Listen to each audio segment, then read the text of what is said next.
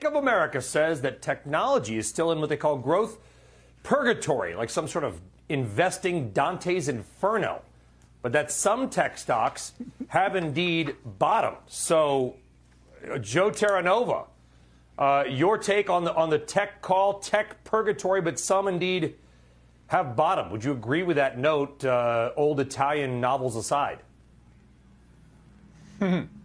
Well, that's called growth at a reasonable price. And yes, some aspects of technology that's a different book. Have bottomed, and some are in the process of bottoming right now. I think when you're talking about technology, what you're seeing certainly is this bifurcation where the FANG names and the mega cap equity names are the names that investors still want to kind of gravitate towards because they have that free cash flow generation, they have the strong revenue growth and operating margins and strong capital allocation strategies. But consistent with my opening comments, I think there's other aspects of technology that no, I don't think they're coming back anytime soon. And I think the reasoning behind that is that they need that liquidity.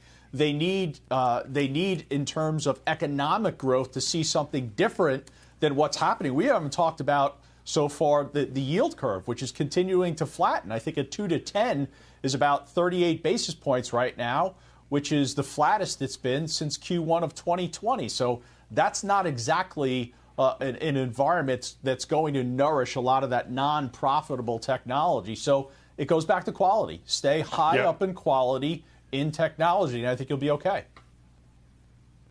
Let's talk about, Jenny, I want to talk about Facebook because Facebook's had a tough, Meta, whatever the heck they call it this week. It's had a tough run. These are names that, by the way, a lot of people on Halftime have liked over the years. If you liked it before, do you got to kind of love it now? I mean, I'm not sure what's fundamentally changed for Mark Zuckerberg and company. I know the growth, they have 2 billion plus users. The growth may not be there, but man, it's a cash cow.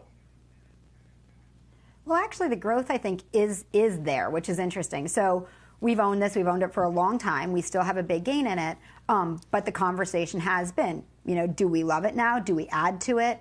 And that's been a tough conversation. I think where we are is we like it a lot. The growth is still there on the top line. The bottom line is a little bit more, we're just not as sure as we were before. And I think when you say, the story hasn't changed, I think it only has changed in that we're not as sure what earnings growth will be like. And we're not sure, if the whole Meta thing and all the money that they're going to spend on it is going to work as well as it should to drive future growth. But where we are is, yes, we will likely add to it, maybe not huge. We are comfortable with our position. We are definitely not selling it. We believe that top line growth is there. And that it's a really strong company with, as you pointed out, 2 billion. I actually thought it was a little bit higher than that, average daily users, which is just incredible. And meanwhile, it's trading at, I think, like 14 times earnings, 14 or 15 times earnings right now. So it's pretty compelling on just a straight up numbers basis. It's hard, though, because as Joe was talking about before, like when momentum swings, you don't really know what that behavioral side is going to do. But when we talk about things that have bottomed, my guess is that Meta has bottomed.